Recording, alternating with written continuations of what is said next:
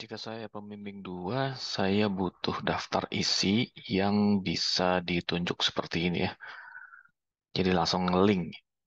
Kemudian halaman, kemudian di sini biasanya Jakarta tuh ada di bawah ya. Biasanya kesalahannya ya, justru itu yang salah. Yang Jakarta ada di bawah itu salah. Jadi ini harus utuh. Soalnya kalau Jakartanya ada di bawah tuh seolah itu menunjukkan lokasi. Jadi kita sebagai pembimbing dua itu ini wajib diturutin karena itu sesuai sesuai panduan skripsi. Daftar isi butuh untuk kepentingan di sidang supaya mudah ditelusuri. Juga nomor halaman. Saya ingin membahas bab 2. Di bab 2 tambahkan baris ranking jurnal. Misalkan Sinta 1 atau terakhir Sinta 5 ya. Itu pun Sinta 5 nanti akan dicek kembali di sidang. Jadi sediakan di sidang itu harus sudah siap dicek tersedia filenya. Kemudian juga bisa mengutip atau ambil ranking Q1 sampai Q4. Tidak harus Scopus, Web of Science ya, jadi ada dua. Mungkin lebih dari itu ya. Sebenarnya jurnal internasional itu banyak sebenarnya. Tapi yang mendapatkan nilai bagus itu Scopus pertama, kemudian kedua Web of Science.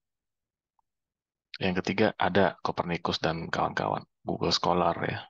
Tapi Copernicus lah. Yang ketiga biasanya itu.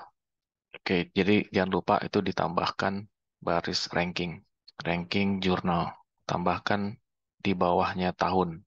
Setelah itu artikel yang pertama itu adalah artikel yang paling mirip dengan penelitiannya. Apanya yang mirip?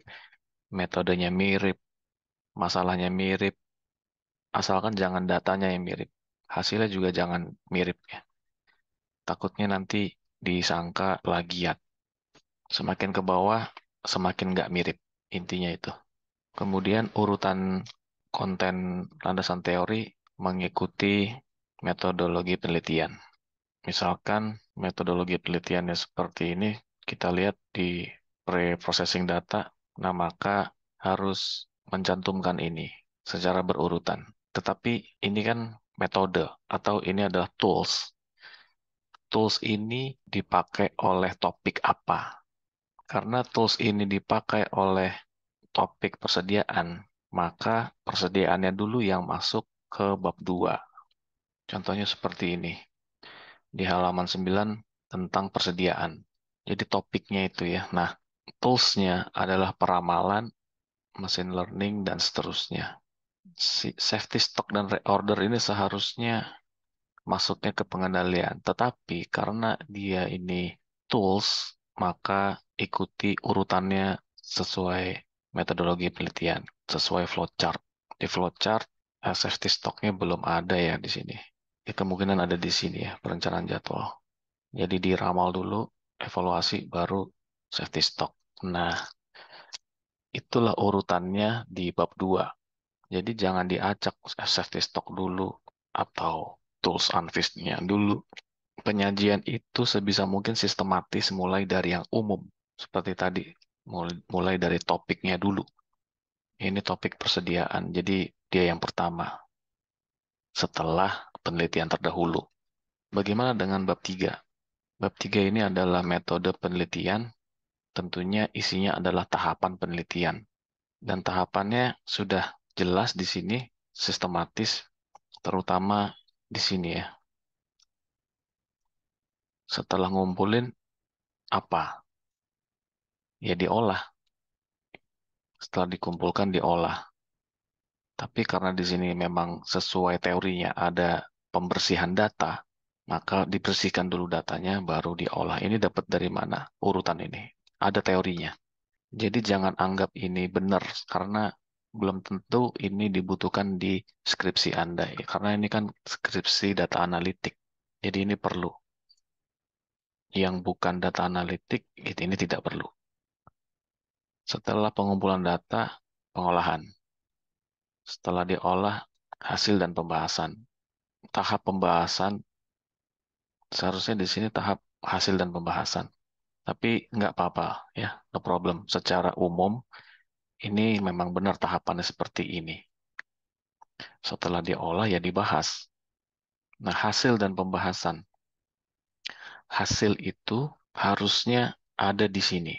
Jadi ketika mengolah, misalkan ini V sama dengan I dikali R. Nah, di sini mengolah, langsung ada hasilnya. Oleh karena itu, ini lebih cocok hasil dan pengolahannya taruh di 3.5. Kemudian 3.6 membahas apa? Ya, hasilnya dibahas. Bagaimana hasilnya? Misalkan ini voltase motor. Ya, dibahas di sini. Voltase motor pada percobaan pertama dapat dilihat pada tabel. Nah, merujuk tabel di halaman 25 gitu. Seiring waktu berjalan, tegangan menurun. Nah, itu yang dibahas. Jadi ada artikel yang menempatkan hasil ini, voltnya ditaruh di 36. Itu boleh saja seperti itu, tapi akan janggal kalau menurut saya sebagai pembimbing kedua, kalau hasilnya itu depending. Jadi di sini hasilnya tidak ada. Di pengolahan data cuma I dikali R aja, loh hasilnya nggak ada. Terus hasilnya taruh di sini.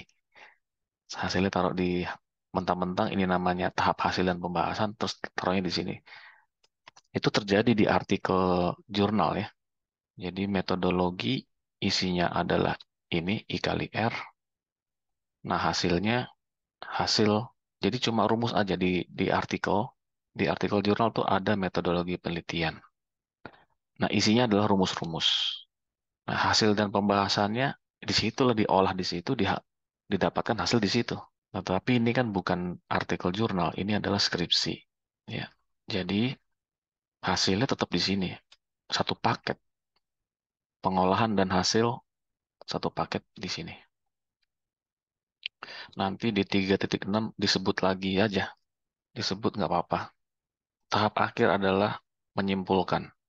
Jadi kesimpulannya apa kalau voltasenya menurun, sementara itu kecepatannya meningkat. Nah, terserah deh. Kesimpulannya tergantung dari tujuan penelitian. Tujuannya apa? Yang penting tahap akhir itu menyimpulkan yang berhubungan dengan kesimpulan. Dan yang terakhir yang dibutuhkan pembimbing dua untuk menandatangani, meng-ACC adalah daftar pustaka. Jadi cukup itu aja bagi pembimbing dua, khususnya saya. Jika Anda butuh bimbingan saya, Anda ikuti perubahan yang saya minta, dan Anda temui saya. Kalau Anda hanya ingin tanda tangan saja tanpa bimbingan, nggak apa-apa. Karena saya sudah membimbing Anda lewat video ini. Perkara Anda tidak ingin merubah, itu resiko Anda di sidang proposal atau sidang akhir.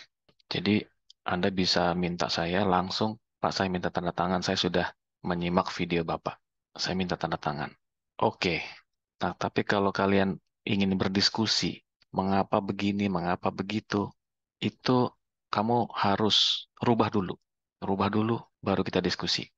Ya, jadi proses seperti ini sangat produktif bagi kalian dan bagi saya dan juga bagi proses bisnis program studi teknik industri di UPN. Jadi produktif. Tidak ada perbuatan sia-sia. Teknik industri itu intinya itu kan. Teknik industri itu intinya memperbaiki proses bisnis agar tidak ada perbuatan sia-sia. Dah, sampai ketemu di video selanjutnya.